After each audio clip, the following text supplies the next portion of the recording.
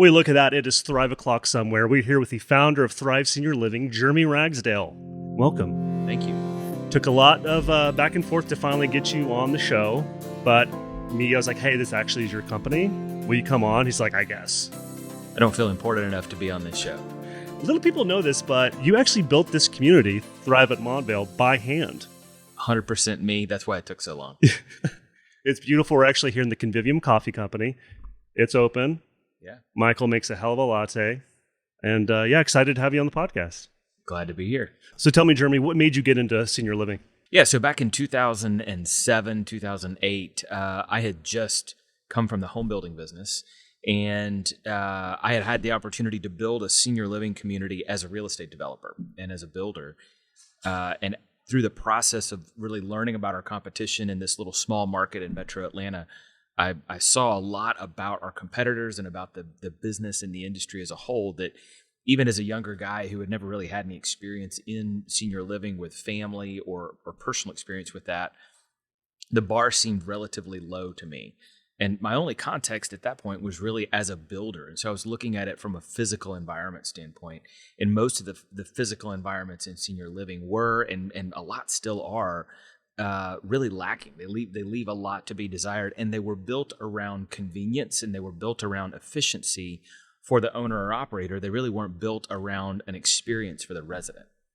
So when you talk about experience, what was an example of something that you built into community that enhances the experience? Well, we're sitting in it right now. So this concept of having a coffee shop, a bistro, having gelato, having a social court, which here at Thrive at Montvale, we have a social court that's 3/4 of the size of a football field, with life-size chess and a theater and bocce ball and all of these incredible experiences that our residents can have, weather permitting, and then weather not permitting, they can be in here with a great kind of Starbucks quality coffee experience, with great food and beverage and a full bar around the corner. That type of experience really 15 years ago did not exist in this space. Yeah, because if I'm thinking as a developer and I want to get more ROI on my money, I'd put rooms there in that space. Yeah, this type of experiential product comes at a cost. But what we have found is that there's also a lot of things that are built into more traditional senior living that you don't need. And we can be more efficient in areas that really don't pertain to resident experience. We can be very efficient with our back of house space. We can be very efficient with our kitchen and other areas. And I'd rather spend that money in that space on areas that the residents directly interact with. What's one thing that senior living communities don't need that you saw that you just got rid of, or that they can do away with? Most senior living communities, if you walk around, there's a ton of small living spaces, really, really small little pocket living spaces throughout, and sort of a decentralized approach to social space. And there's almost always cobwebs and dust on them.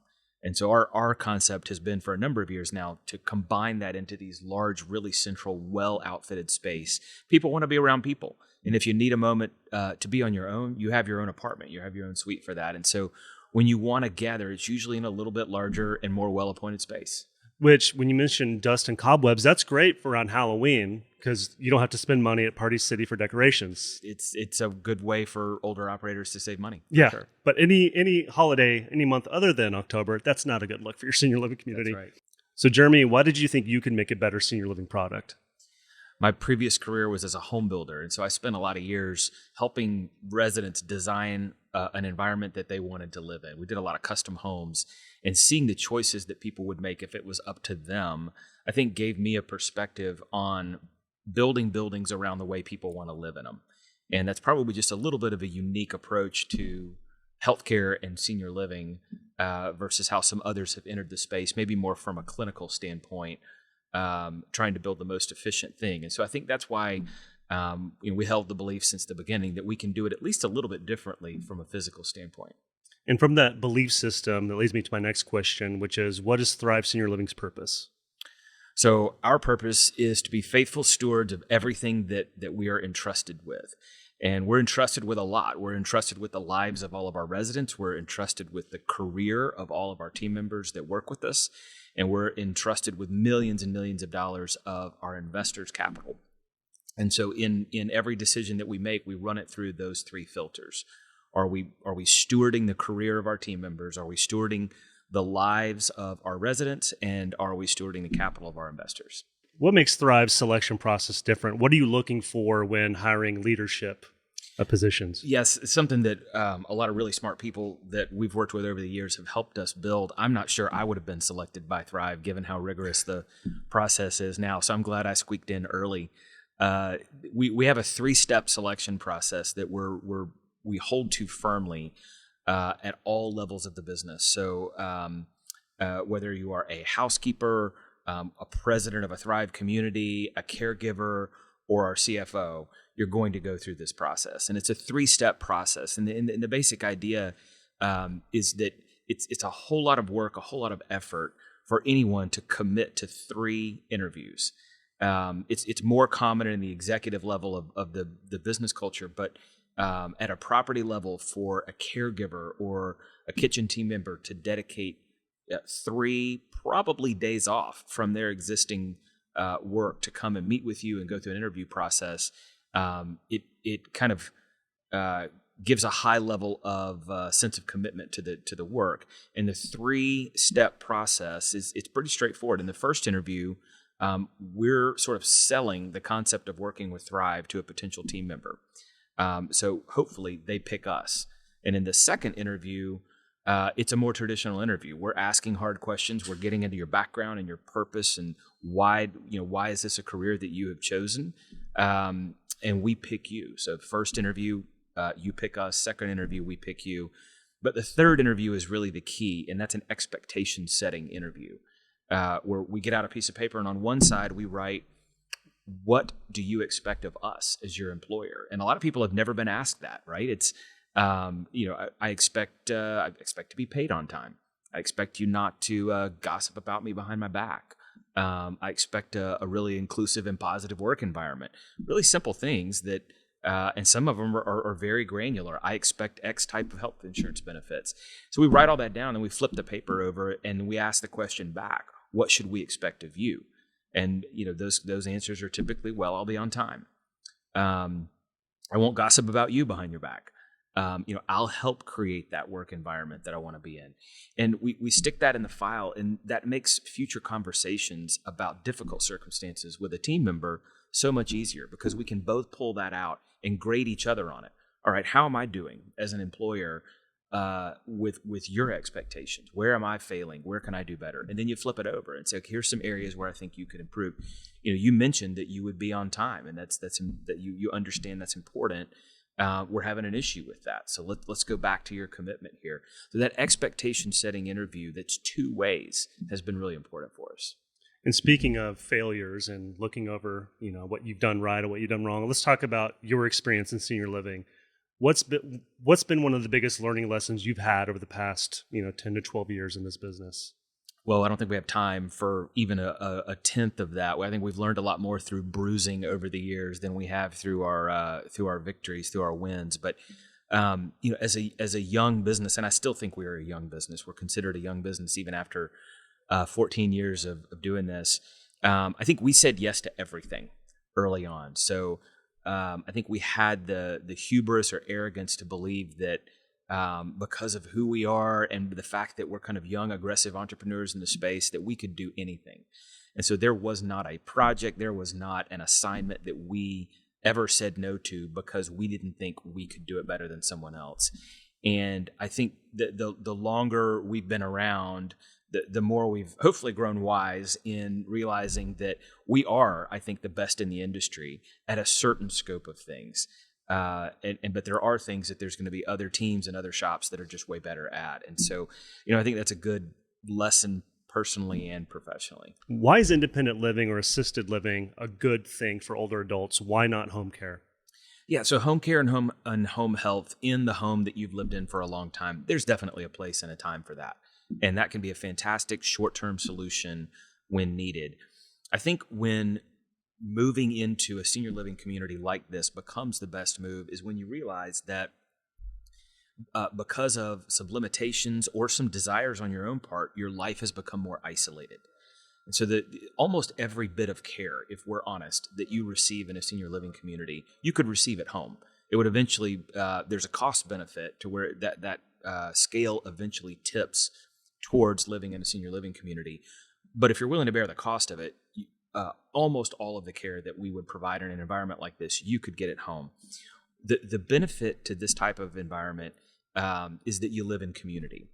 And we're all made, even I'm a severe introvert, but even I crave being around people sometimes, and the right people. But being around people, living in community, having a sense of purpose and daily communication with others face to face, eye to eye, that's crucial. And I think that the pandemic really showed us that.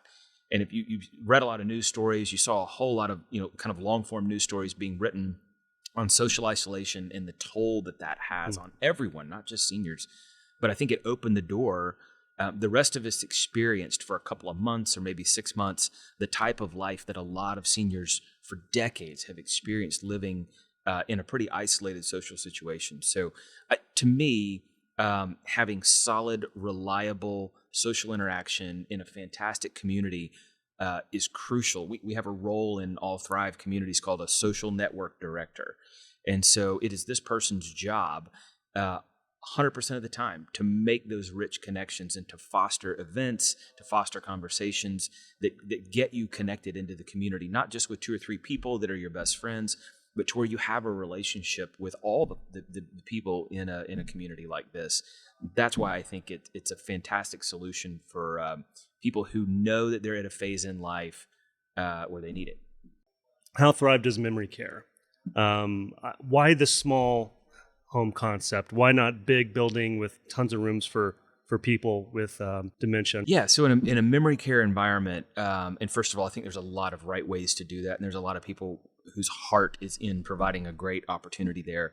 But what's interesting as an owner and operator of large senior living communities is I actually don't think the best outcome for dementia residents is in a large senior living community environment. The absolute best outcome is in a small home somewhere with dedicated care teams that may even live on site. And there's a number of reasons for that I'll get to. The problem with that business model, though, is it's not very scalable and it can be very unreliable because you don't have the support around it. You don't have a commercial kitchen that services it. There's not the administrative load kind of taken off of that team. So what we've created here is sort of the best of both worlds. We've broken our memory care communities down into smaller pods or smaller houses within a larger building. And so we've got a dedicated team that takes care of a small number of residents. And if you go through the dementia process, and we've had to learn a lot about this over the years, at least I have, the fewer human beings that you interact with on a daily basis, the more secure you feel. And it's just common sense. It's easier to learn the names and to kind of retain the names and faces of fewer people.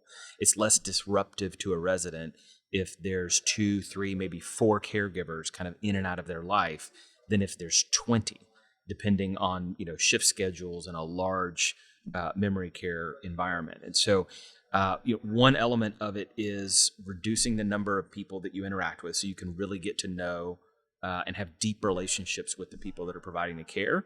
And then the other one's very practical. Things like dining, things like activities are always better and always less chaotic in a small environment.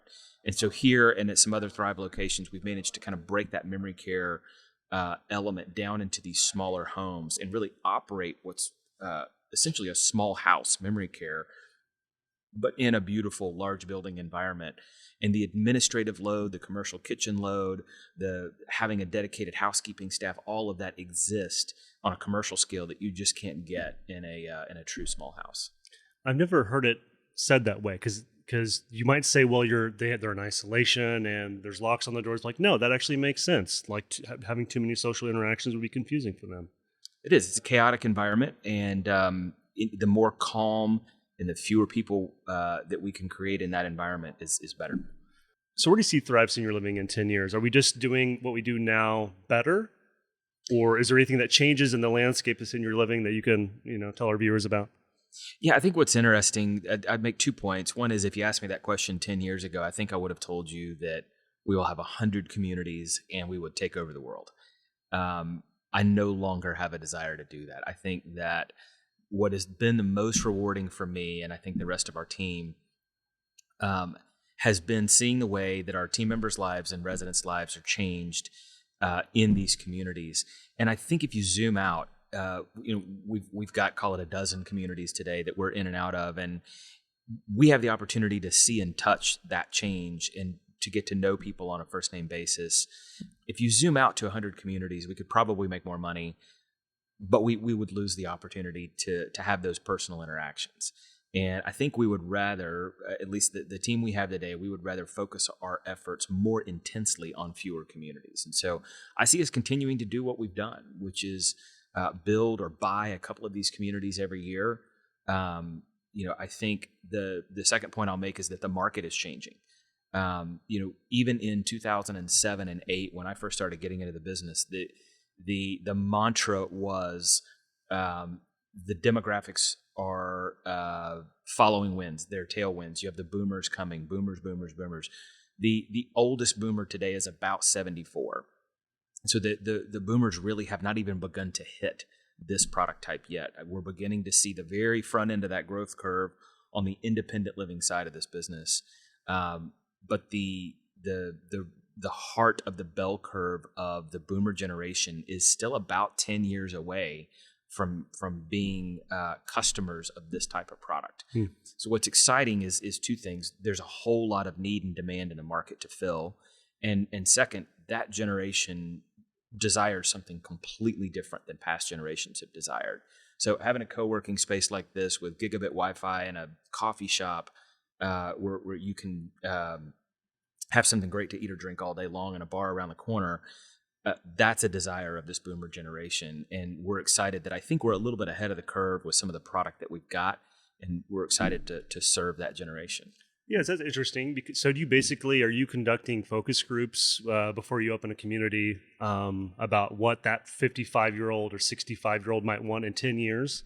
Because that's really who the product is for. You're saying, like, in 10 years, this is going to be popping off and we're going to be batting people away because the demand's going to be so high. So it's interesting. We had a focus group for this community, for Thrive at Montvale, during our design process. And it was local Montvale residents, a couple of which actually live with us now. But as we had those focus groups, it was a pretty broad range of ages that we talked to. And some of the younger people that we talked to in this focus group, they were there because they had been identified as an adult son or daughter of a potential resident of the community. But they were answering questions in this focus group as if the product was for them eventually. And so I do think that and some other focus groups we've done since then, we're kind of beginning to capture some data points as far as what that future customer is going to look for. But it's interesting. I think some of the product that you're seeing doing better than others in this space right now is doing so because the adult son or daughter is making the decision for their parent as if it was for them. And so they're already looking for communities that fit their own desires. What advice can you offer to families considering senior living for their loved ones? Very big question. Yeah. Spend time with the team. Go have a meal at the community. Spend time with the team and trust your gut. As much as I've spent time here talking about the physical environment, and that is an incredibly important element, it is all completely useless if you don't have a comfort level that the human beings taking care of your loved ones are in it for the right reasons and can look in the eye and are going to love on your mom and dad. So, or love on you, or love on your spouse. So go spend time in that. And just because it's a dated building does not mean that this is not going to be a fantastic experience. As much as I would love to tell you, it needs to be a Thrive community. No matter where it is, spend time with the team, have a meal, and trust your gut. What are one or two of your favorite resident stories, funny or inspiring, and how did they impact you? So one of my favorite resident stories, a number of years ago, after we opened a community in South Carolina, I went and spent some time during the day with our residents, and I went back to the dedicated memory care area, and I had lunch. And there was this incredibly sweet lady. I sat just she and I at lunch. She was very, very articulate, but the more she talked, the more completely off the wall her life story got. And when she first started telling her story, it was relatively humble. As the story went on, she went to, I think, 4 different universities. She ended up working for the United States government. She was of Japanese descent, but she ended up working for the United States government under President Reagan and became his speechwriter and wrote a number of the most famous lines in Reagan's speeches and met a litany of world leaders. And the more I listened to her, the more I just simply wrote off the story as being something that I'm sure she believed in that moment, but that had been kind of convoluted in her mind by this disease over time. And I had a fantastic time with her. We laughed it up. And as on my way out of the building, I told our president at the time of that building, and I said, I had lunch with this resident and mentioned her name. And I said, she believes she has quite a story. And our president said, well, yeah, here's some photos. Come take a look at this. And it turns out that this lady had gone to 4 universities. She was Reagan's speechwriter. There's been a ton of articles and accolades written about her, and she's an incredibly important person in that era of history. So it was both a funny story, but also an example of the richness of history that exists in the lives of these residents. And just because a few of them may be confused about some details, don't write it off. There's so much to learn there. Yeah, and I would say that's what I have enjoyed so much about working for Thrive. I remember when you first approached me, we had worked on one other small thing, and I was like, I don't want to work in senior living. It seems boring. But then when you start, you're like, oh, wow. As someone who loves stories and consuming stories, whether that's a TikTok or a movie or a TV show, older adults have the best stories, and they have done some wild things. You might see someone with a walker moving slow, but like they used to party with Leonard Nimoy and, in the Hollywood Hills, and, they've had a life. And that's been my favorite part working for Thrive, is to hear stories like that. Some of the best days, seriously. And also, I'd encourage you, if you want to get involved in senior living as a team member. I lost my grandparents when I was young. So if you lost your grandparents when you were young, this is a great environment to have an older adult senior in your life, just to speak wisdom into your life and to share your personal stories or, troubles you might be going through and get their advice. It really is a great outlet. That's right. Yeah. Anything in the pipeline coming up for Thrive and new properties? We have a pipeline of opportunities here in, I would say, the Northeast, primarily in New Jersey, that we're excited about. We have a couple of properties under contract that we're working through a rezoning or an entitlement process with. We're based in the Southeast, and a lot of our initial growth was in the Southeast in Texas. We've rekindled a lot of that over the past year. We really haven't done a lot of work in some of those markets, and over the past year or so, we've rekindled a lot of that. We have a number of things in the pipeline in Texas and in Georgia again. So we're excited about that, and excited to see where the future takes us. When you look at that, it is Thrive o'clock. You got to go catch a flight, right? I do. Thank you for coming on the podcast. Handshake, Absolutely. Businessman. Again, Jeramy Ragsdale, Thrive Senior Living, Stephen Farrell, Chief Storyteller. Please like and follow. And if you'd like to find out more about Thrive Senior Living, you can visit thrivesl.com. We do independent living, assisted living, and memory care. Until next time.